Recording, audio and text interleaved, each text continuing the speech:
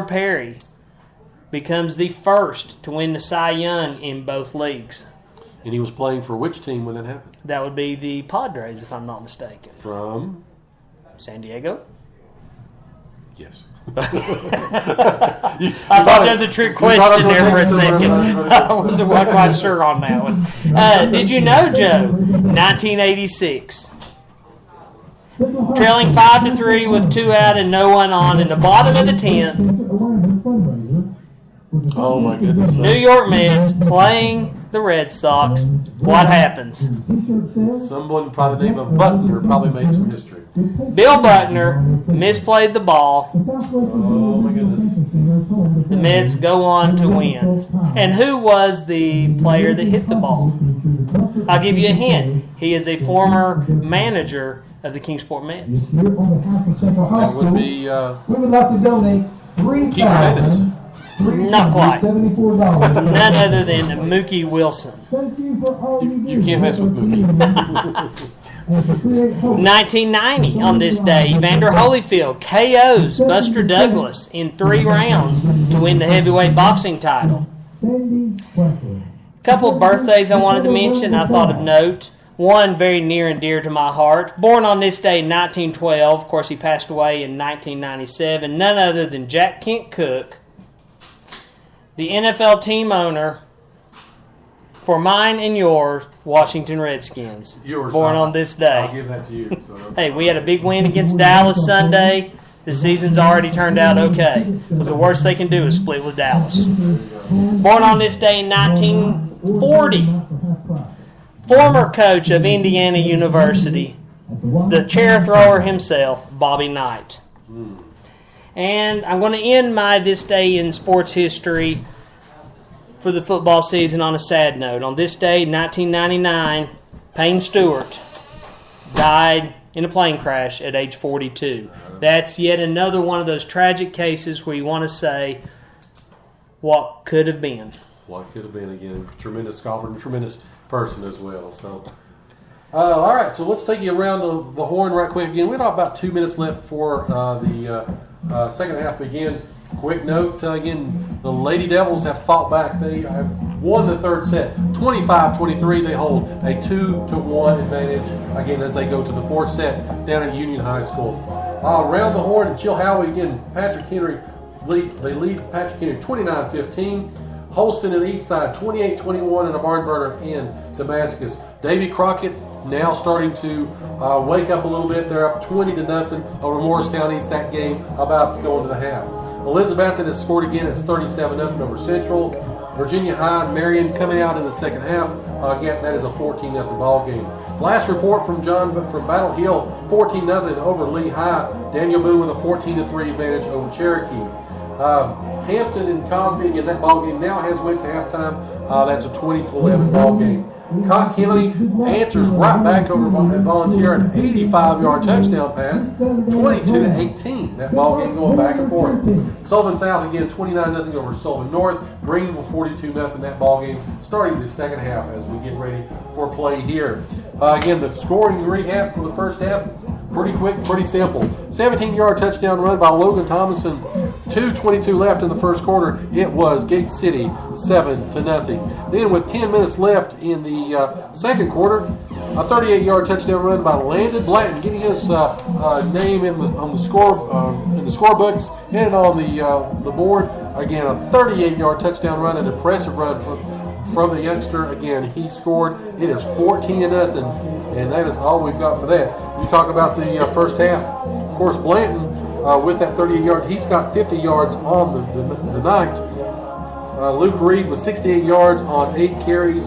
Thomason to 32 yards on 6 carries with that touchdown. And again, it is 14-0 Gate City at the half. Joe, I kind of went out and circulated through the fans a little bit while you're doing your update right after halftime. Before we get any further, the question, I know that everybody is tweeting and they're asking, did you see the GOAT? I did not see a goat. The GOAT has not made an appearance tonight. I have not seen the goat. However, there's a general feeling of shock I was picking up on. The Wise Central fans are a little bit down. I think they thought they were going to come in here have an easy cakewalk and come out with a pretty big win. I believe they've realized they're in for a fight now. Be interesting to see again. They get the opening kickoff here in the second half. Do they go down? Of course, they had some good drives. They stalled. They missed the 20-yard field goal. Of course, they got bogged down with that other. Again, went for it on fourth down. They didn't get it. So we'll take a quick break. We'll come back. We'll get ready for the second half. Again, about 2 minutes away from the start of the second half. Again, you're listening to the Campus Drive-In Halftime Show. This is Gate City Sports Radio, live from Wise, Virginia. Whether you're headed out to the game or if you're just looking for something great to eat, stop by and see the outstanding folks at the Campus Drive-In on Kane Street in Gate City. Campus Drive-In supporting Gate City Athletics for over 60 years, and they have a tremendous selection of breakfast, lunch, and dinner items, and they're open 7 days a week. Also go in and ask about their new ice cream machine as well. So give them a call for call-in orders at 276-386-3702. Again, that's 276-386-3702. Again, thanks everybody for listening to the Campus Drive-In Halftime Show. As again, Gate City's on our left-hand side as we look at the football field. They're warming up. Wise Central on the right-hand side. About 1:15 left. Correction on the Gate City Lady Blue Devil volleyball matchup. Battle actually took the third set, 25-23. So Gate City down 2-1 as they go to that fourth set again at Union High School, being played just down the road from us, just a little ways here from Wise Central High School. So, Joe, maybe we could have set something up and kind of do a remote broadcast. Why don't you work on that for us? If the ball game's still going on, is when the hours ends, we'll drive right there, and like I said, we'll come through. We'll do the Dukes of Hazzard. We'll slide in through the side door, and we'll slide out, and we'll be on the air.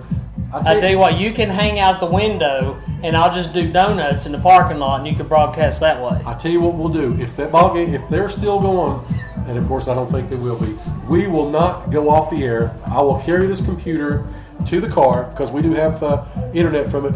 We will broadcast all the way down to Big Stone. Driving down, going south on 23. So first we time will keep you informed. Gate City Sports Radio, we are everywhere, folks. So, but we talked about when we started up, 29 turnovers. Gate City's committed in 9 games.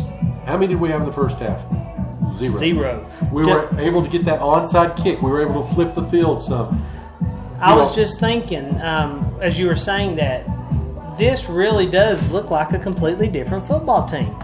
It's almost as if the pressure's off. They're just going out and they're playing and having fun. Well, and we're finally this portion of this, and again, take nothing away from Wise Central, but we're finally to the portion of our schedule that we're playing teams that dress as 45. We dress 45. We're getting with some of the same size schools, and when we start playing teams of our talent, maybe a little more, maybe a little less, it's a big difference. So again, which Gate City with the toughest schedule in the region, folks, I did the calculations. Who do you think has the second toughest schedule amongst all the teams? We played them earlier in the season that has the roughest schedule in our region. That we've already played. I'm going to say Union. That'd be a great guess, but it is wrong. The Richlands Blue Tornadoes have the second toughest schedule. They play Graham, they play Bluefield, West Virginia, they play Tazewell, Lebanon. Of course, they've had some others. They've got Grundy. In terms of the scheduling, they are second. Just out of curiosity, just let you know. Another quick score: Volunteer threw basically a Hail Mary with 1:59 left in the second quarter and scored. They now lead 24-22. And the Hurricanes of Morristown East has gotten and scored. It's 20-7. Boom. Churchill may not survive this game, Joe. Gate City's back to kick off. Kick goes, out of bounds on the 31-yard line. Roden tried to pull it to that side, just went a little bit too much. Of course, there'll be the penalty. Let's see what Wise Central decides to do with this. I believe I'd be tempted to probably just take the field position, Joe. Given the trickery that Gate City's shown this year, I don't believe I would want to take another shot at that. You could wind up, and it looks like that's what they're going to do, is take the ball here and not worry about having to re-kick it. Again, a good field position. 38-yard line. Of course, neither team has really been pinned deep. And, that's another thing we talked about in the pregame. Gate City's not giving them the ball on the 20-yard line or the 10 like we give other teams.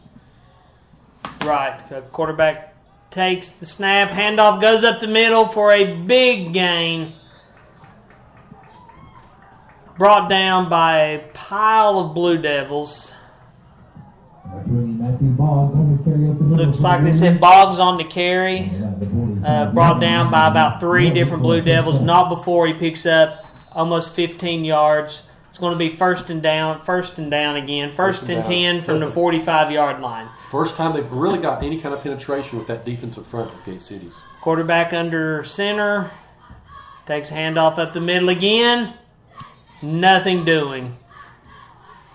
Michael Calhoun, another stop. Calhoun on the stop. Looks like number 20, Matt Boggs, on the carry. We've not called his name yet today.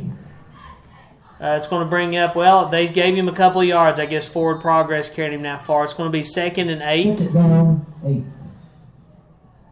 Wise Central coming out with a little bit different look now. One single back. That's the old one set. Is quarterback going under center. Still having the running back in motion. Picks up a couple more yards there. Tackle made by number 52, Jordan Miller. It's going to bring up 3rd down. Looks like about 3rd and we call that 4. It's good, long 4. Yeah, that's as we talked about. That's called the old one set. You've got 2 splits. You've got 2 guys in the slot, and then you've got the one back behind the quarterback, which is under center. Gives you some flexibility because you can run some motion and you can create some mismatches if you want to off of it. That's why we keep you around, Joe. Receiver goes in motion, handoff up the middle. He pushes forward and rolls for a 1st down. He wasn't really tackled by anyone. He tripped, failed, but managed to fall forward, pick up the 1st down. Looks like it's going to be 20 Boggs again.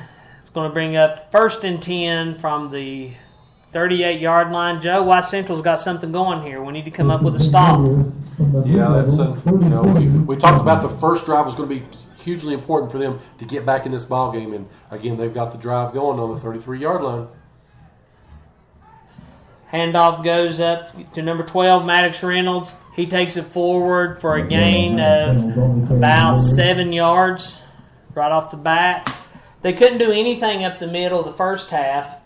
Now it looks like they've made some adjustments at halftime. We're going to need to tighten it up.